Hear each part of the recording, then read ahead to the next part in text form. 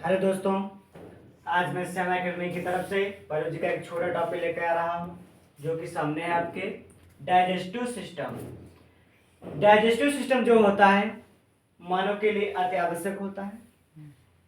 इसमें क्या होता है, जो अनसॉल्युबल वाटर मॉलिक्यूल या फूड मॉलिक्यूल होते हैं उनको सॉल्युबल मॉलिक्यूल में परिवर्तित किया जाता है, जैसे कि प्रोटीन, वसा, लिपिड इत्यादि को पाचन किया जाता है। इसके अंतर्गत इसमें क्या होता है, जो पार्ट होते हैं वो जितने पार्ट हैं इन सभी का ग्रुप एक सिस्टम कहलाता है, उसका नाम है डाइजेस्टिव सिस्टम। डाइजेस्टिव सिस्टम के अंतर्गत निम्नलिखित अंग आते हैं। सबसे पहला है माउथ, दूसरा है फेरिंग्स, तीसरा आता है इसोफिगस और चौथा होता है लीवर, फिर स्टमक।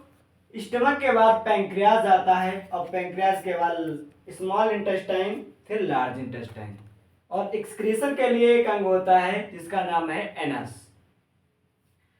तो हम जानेंगे कि जितने भी अंग हैं इनका कार्य अलग अलग और डाइजेशन कैसे होता है। तो हम बताएं, जब भोजन हमारे माउथ से प्रवेश करता है शरीर के अंदर, तो माउथ के अंदर सलाइवरी ग्लैंड पाई जाती हैं और 4 प्रकार के दांत होते हैं।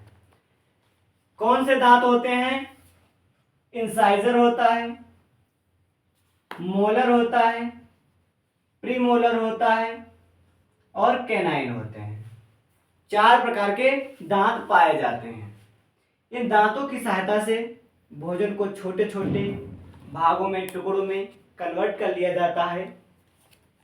और इसी के साथ साथ जो मुख होता है, मुख के अंदर 3 प्रकार की लार ग्रंथियां होती हैं। पहली एक पैरोटिड ग्लैंड होती, दूसरी सबलिंगुअल, तीसरी सबमैंडिबुलर। इन तीनों ग्रंथियों से एमाइलेज और टाइलिन नामक एंजाइम निकलते हैं जो कि भोजन को में जो कार्बोहाइड्रेट होती है उसका पाचन करने का कार्य करते हैं। भोजन में लार मिलकर के लसलसा भोजन को बना देती हैं। फिर भोजन मुख से होता हुआ फेरिंग्स में जाता है। फेरिंग्स एक ऐसा पाथवे है जो श्वसन क्रिया और पाचन क्रिया दोनों में सहायता करता है। इसके 3 पार्ट होते हैं, ओरोफेरिंग्स, नेजोफेरिंग्स और लैरिंजियोफेरिंग्स। जो ओरोफेरिंग्स होता है ये मुख की ओर खुलता है, जो नेजोफेरिंग्स होता है वो नोज की ओर खुलता है और जो लैरिंजियोफेरिंग्स होता है वो लैरिंग्स की ओर खुलता है, जो कि आपको रेस्पिरेटरी सिस्टम में पढ़ाया जाएगा। यहाँ पे क्या होता है, एक एपिग्लोटिस नामक कार्टिलेज का अंग पाया जाता है जो जब भोजन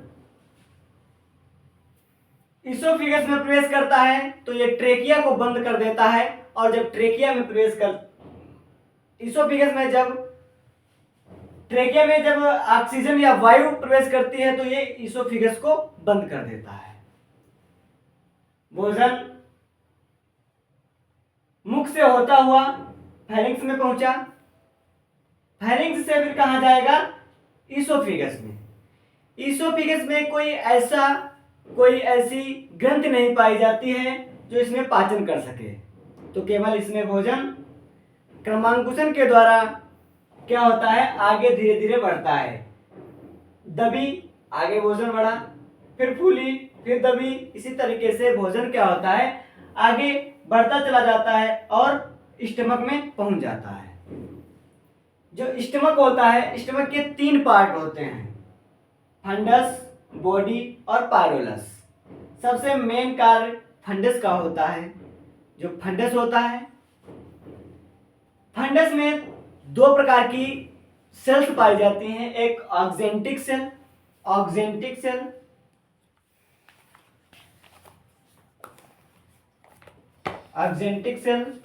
और दूसरी होती है पेरिएटल सेल।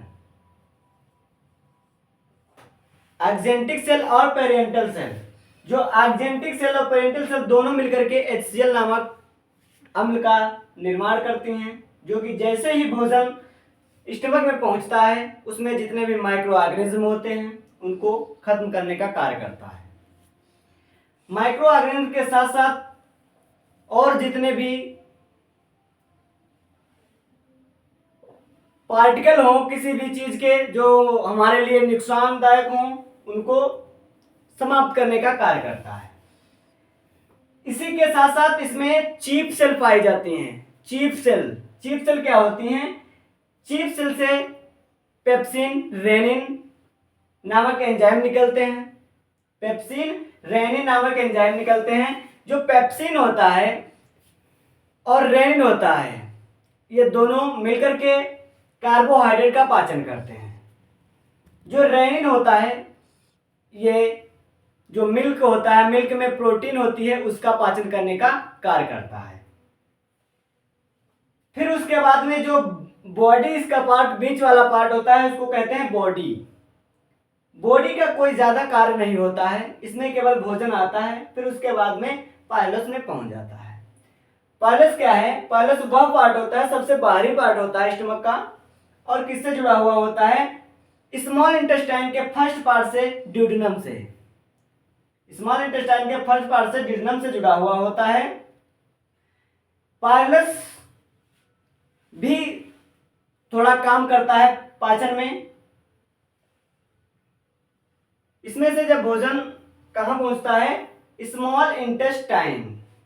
स्मॉल इंटेस्टाइन लग रही तो छोटी है, फिलहाल नाम से मालूम हो रहा है कि स्मॉल इंटेस्टाइन छोटी ही होगी, परंतु स्मॉल इंटेस्टाइन लार्ज इंटेस्टाइन की अपेक्षा बड़ी होती है।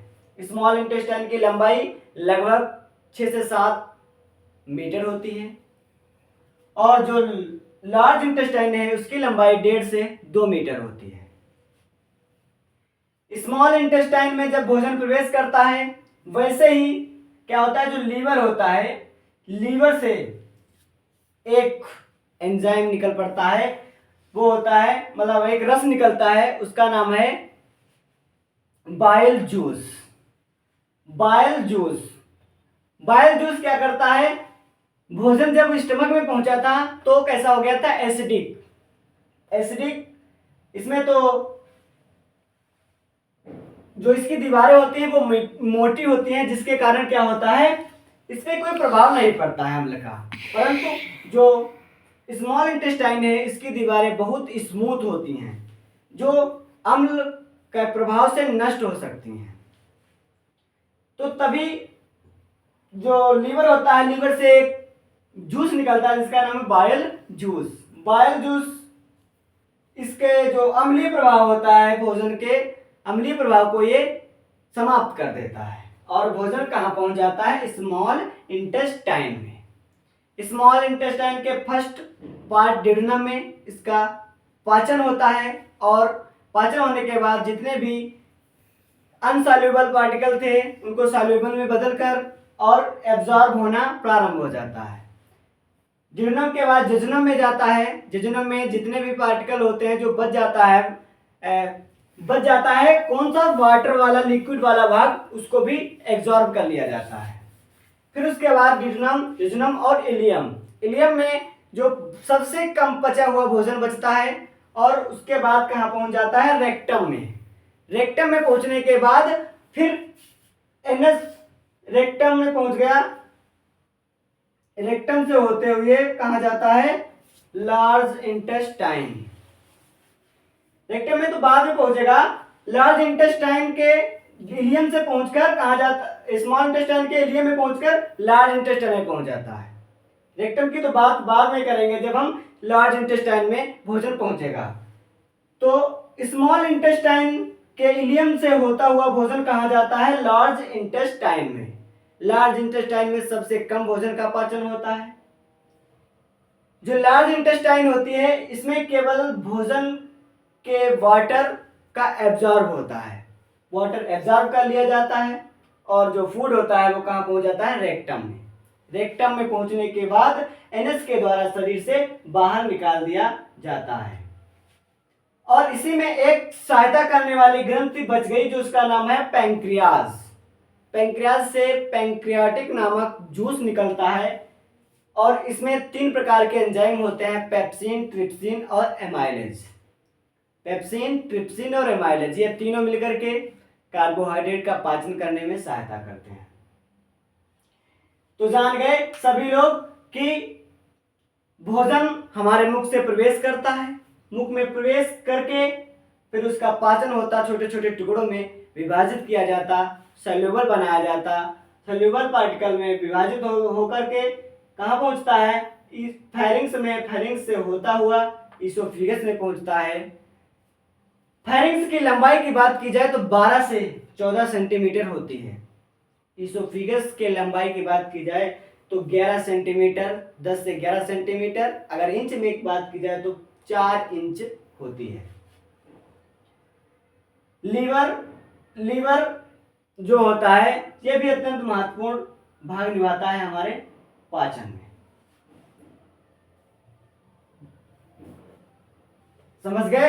इतना है हमारे डाइजेस्टिव सिस्टम का शॉर्ट वीडियो है ये। शॉर्ट वीडियो में सब कुछ दिया हुआ है जो कुछ पाचन में होता है। थैंक यू दोस्त, अगले चैप्टर में मिलेंगे फिर से। नमस्कार। हेलो,